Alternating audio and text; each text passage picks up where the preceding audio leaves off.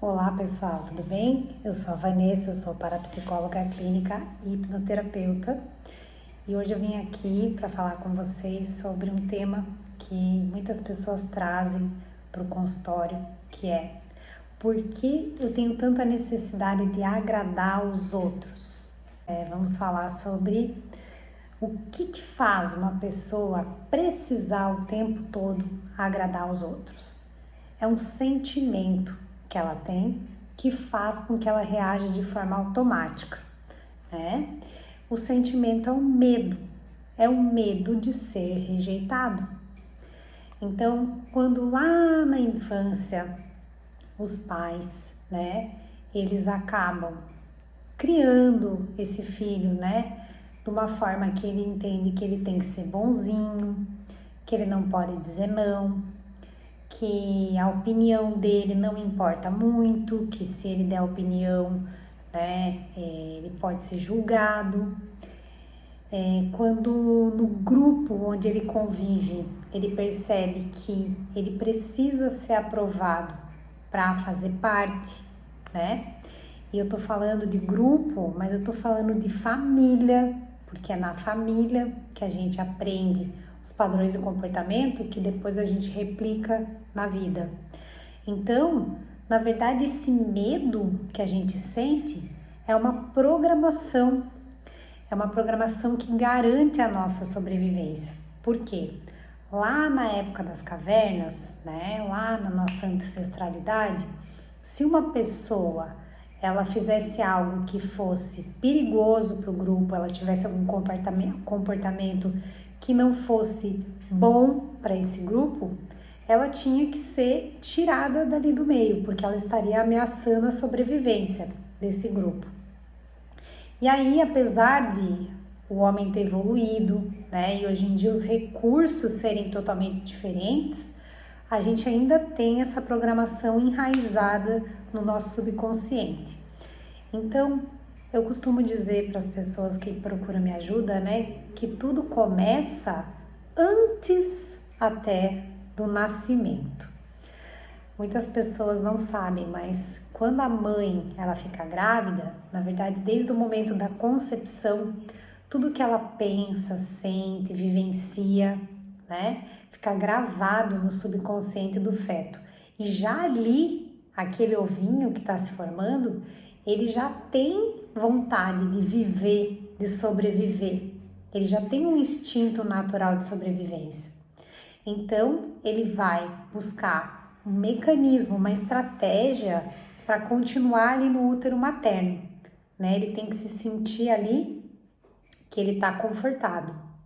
Se a mãe tem algum pensamento, né, uma dificuldade que ela não está conseguindo resolver, alguma raiva, medo, tristeza, esse bebê já vai sentir, né, algumas contrações uterinas e já passa a interpretar os sentimentos da mãe. A interpretação nem sempre é realista. A percepção daquele ser em desenvolvimento que só quer sobreviver é que se a mãe rejeitar, né, se aquele sofrimento que a mãe está tendo tiver alguma relação com ele, ele não sobrevive. Então essa programação ela já vem desde a vida intrauterina. Muitas pessoas relatam não ter autoestima, não gostarem de si mesma, ter vergonha da aparência, ter a sensação de que sempre decepcionam os outros, serem muito inseguros, né? E todos esses comportamentos levam essa pessoa a querer agradar demais os outros, a dar demais e não receber em troca. Inclusive, eu tô falando de alguns relacionamentos que acabam sendo abusivos, né? E essas pessoas não entendem por que elas reagem dessa forma, elas estão presas nesse comportamento. E aí, na terapia, primeiramente a gente vai estudar a história dessa pessoa, entender como foi o contexto gestacional, como foi a primeira infância, né? Desde o momento do nascimento, que também é um fato muito importante ali nas programações mentais de cada um. E, além disso, que ela viveu na infância, na sua casa, como ela se comportou na família, porque às vezes ali na família ela teve que representar esse papel, né, de boazinha, de não incomodar, de ser perfeitinha, e aí na vida hoje ela acaba se esgotando, se sobrecarregando, tomando responsabilidades de outras pessoas que não eram necessário, né? E deixando de se priorizar. Fazendo esse estudo, a gente vai perceber a origem desse comportamento e vamos para a mudança. A gente usa a palavra reprogramar para mudar essa programação que a pessoa tem enraizada. Por meio da hipnose, a gente consegue uma mudança automática nesse comportamento, porque aí a gente vai regredir, essa pessoa vai voltar e vai ver o que aconteceu naquele tempo, vai compreender, e aí aquele sentimento, o medo da rejeição, né, o medo de errar, esse sentimento ele vai ser trocado por uma sensação de alívio. Eu me amo, eu me aceito, eu entendo que agora é momento de eu me cuidar, né?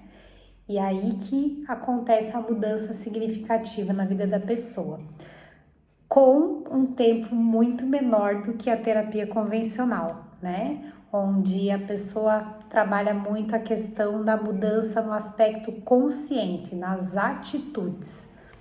E aqui na terapia com o parapsicólogo, a gente vai buscar a raiz que está lá no subconsciente, né, registrado, e a pessoa vai fazer uma escolha, se ela quer, né, se ela aceita mudar aquele padrão de comportamento ou se realmente ela não compreende e ela vai continuar na vida agindo assim. A gente sempre torce para que haja uma mudança total e positiva, né? Mas isso não depende tanto do terapeuta, depende muito mais da pessoa que está sendo ali o sujeito principal, né? O personagem principal. Tá bom? Eu espero ter deixado mais claro para vocês essas questões. Se você gostou, curte meu vídeo, compartilha com outras pessoas e eu agradeço por você ter escutado até aqui. Se tiver alguma dúvida, coloca aqui embaixo que vai ser um prazer responder. Gratidão!